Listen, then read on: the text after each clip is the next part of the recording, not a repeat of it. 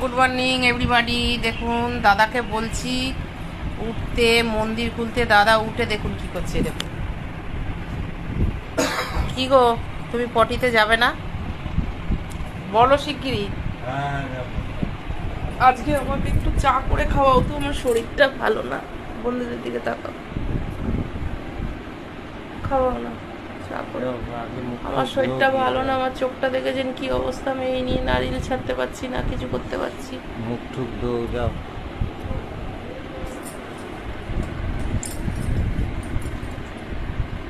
এই দেখুন চোখটা, এবার দেখছেন কি অবস্থা।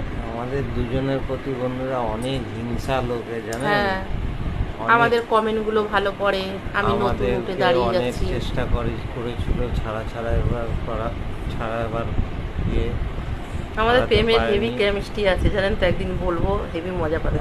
দাদা পুকুরের জলের তলায় আমার সাথে প্রেম করতো। লাইভ হিস্ট্রি বলবে। হেভি দিয়েছে, লাইভ হিস্ট্রি বলবে।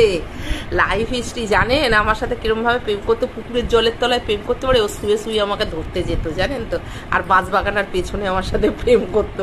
আমার মানুষ কোথাও ভালো হলে যায়, এই আমাকে বাঁশবাগানের পেছনে প্রেম করতো। আর আগেকার দিনে তো ফোন ছিল না, আমাকে চিঠি দিত না, লোক দিয়ে খবর পাঠাতো, যা তোর দিদিকে মিঠু দিকে খবর দে, প্রেম করবো।